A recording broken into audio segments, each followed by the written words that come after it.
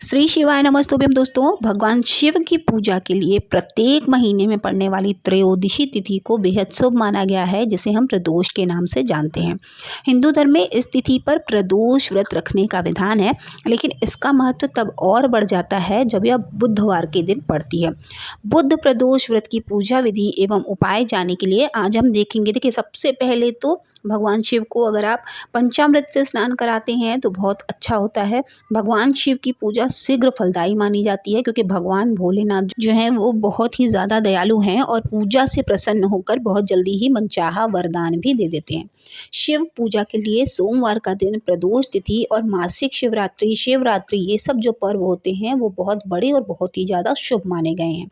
बुधवार के दिन जो है अगर प्रदोष पड़ती है तो इसका और भी महत्व बढ़ जाता है, क्योंकि गणेश जी का भी यह दिन होता है। तो पिता और पुत्र दोनों के लिए ही यह दिन होता है और अच्छे से पूजा करने पर इसका हमें विशेष फल भी मिलता है। बुध प्रदोष व्रत का पूरा पुण्य फल पाने के लिए भक्तगण को इस दिन तन और मन दोनों से पवित्र होने के बाद इस व्रत को करने के लिए संकल्प लेना चाहिए कि आपका जो व्रत है वो पूरे नियम से पालन हो जाए। इसके बाद घर के पूजा स्थान पर एक चौकी रखकर भगवान गणेश और भगवान शिव की मूर्ति अथवा चित्र जो भी आपके पास हो उसको जो है विराजमान करना चाहिए। इसके बाद सबसे पहले भगवान श्री गणेश की पूजा करनी चाहिए। वैसे उसके बाद आपको शिव जी का पूजन करना चाहिए। तो इसके लिए आपको सबसे पहले उनको पंचामृत से स्नान कराना चाहिए। और अगर आपके पास नहीं है पंचामृत तो शुद्ध जल में गंगा जल मिलाकर या फिर कच्चे दूध, गाय के कच्चे दूध से भी आप पूजा कर सकते हैं। शाम को अगर आप फिर से दोबारा इनका श्रृंगार करते हैं, दोबारा पूजा करते हैं या मंदिर में जाकर करते हैं तो उसका भी विशेष फल मिलता है। बुधवार के प्रदोष का जो पुण्य फल है उसको पाने के लिए गणेश की पूजा में आप उनको पहले दुर्वा चढ़ाइए और भगवान शिव की पूजा में बेलपत्र चढ़ाइए। यदि कोई व्यक्ति बुध प्रदोष वाले दिन भगवान शिव को और गणेश जी को हरा पान चढ़ाता है तो उसकी सभी मनोकामनाएं जो हैं वो पूर्ण होती हैं। मान्यता के अनुसार बुधवार के दिन विधि विधान से प्रदोष करने वाले व्यक्ति पर भगवान शिव और उनके पुत्र यानी कि रिद्धि सिद्धि के दाता अपनी पूरी कृपा बरसाते हैं। शिव कृपा से उसे सभी प्रकार के सुख और साधन प्राप्त होते हैं और उसके पास बाधाएं जो होती हैं ना, अगर आप कोई काम कर रहे हैं और उसमें बाधा आ रही है तो वो काम आपका जो है बिना रुके बनने लगता है, बाधा नहीं आ पाती है। बुध प्रदोष व्रत को करने पर शिव, शंख, गणपति और बुध ग्रह इन सभी की कृपा बरसती है। इसलिए भक्त को बल, बुद्धि और शुभता का भी आशीर्वाद मिलता है। इसलिए जो स्त्री प्रदोष व्रत को पूरी श्रद्धा और विश्वास के साथ करती है उसके पति की भी आयु लंबी होती है, साथ में उसका जो पुत्र होता है उसे सफलता, बुद्धि सब कुछ मिलने लगता है। और महादेव भी अगर कोई मनोकामना से आप पूजा कर रहे हैं तो उसकी भी जो है पूर्ति होती है। अब आपको क्या क्या चढ़ाना होता है, जैसे प्रदोष हो गया, मासिक शिवरात्रि हो गई, सोमवार हो गया, ये 3 दिन आपको क्या करना है, बेलपत्र, सफ़ेद पुष्प और इसी के साथ साथ अगर आपको शमी पत्र मिल जाए तो वो भी ज़रूर चढ़ाएं। धतूरा मिले ना मिले, मदार मिले ना मिले और आग के फूल मिले या ना मिले, 3 चीज़ आप ज़रूर चढ़ाएं। एक कोई भी सफ़ेद फूल चढ़ा दीजिए, एक बेलपत्र चढ़ा दीजिए और एक जो है आप शमी पत्र चढ़ा दीजिए। इन 3 चीज़ों के साथ जब आप अपनी विशेष मनोकामना कहते हुए भगवान भोलेनाथ की आराधना करते हैं तो मनोकामना शीघ्र ही पूरी होती है।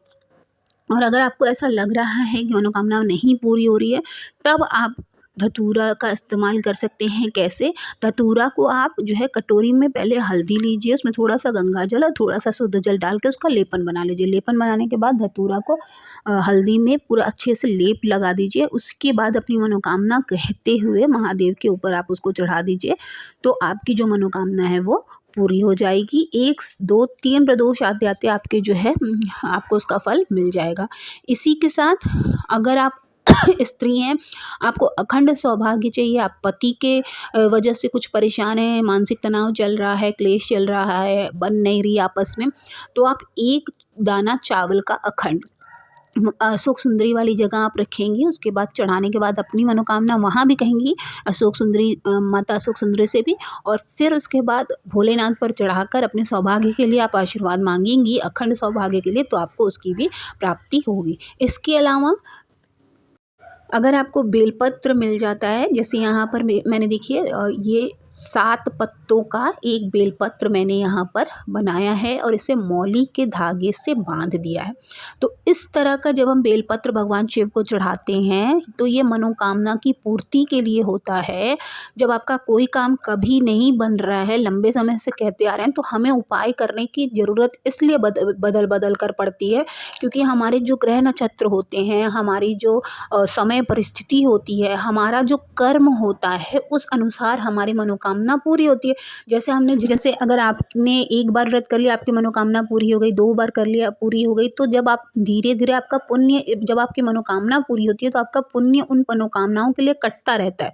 तो आपको दोबारा तिबारा हर बार अगर मनोकामना करनी है तो अपने कर्म को भी सुधारना होता है। इसीलिए कई बार आप देखते होंगे कि कई बार हमें उपायों को बदलने की ज़रूरत होती है। क्यों? क्योंकि हमारे जो पूजा पाठ का फल है, जो हमारे कर्म हैं, वो उसमें बंधते चले जाते हैं। इसीलिए हमें उपाय जो है ना परिस्थिति के अनुसार बदलने पड़ते हैं, क्योंकि हमारे कर्म बदलते चले जाते हैं। कभी निंदा कर दी, कभी क्रोध कर लिया, क्रोध तो सबसे ऊपर है, क्रोध में आके किसी को अपशब्द कह दिया ना, तो ये सारी चीज़ें हमारे कर्म में जुड़ती चली जाती हैं। इसके लिए बहुत ज़रूरी है कि हम जो उपाय कर रहे हैं हमको बार बार बदलना पड़ता है अपने कर्म, परिस्थिति और समय के लिए। ठीक है, तो आई होप कि आपके लिए वीडियो यूज़फुल हो। वीडियो अगर आपको अच्छी लगे तो प्लीज़ चैनल को सब्सक्राइब कीजिएगा, साथ ही वीडियो को लाइक और शेयर करना ना भूलें ताकि हम आपके लिए इसी तरह की वीडियोज़ लेकर आते रहें।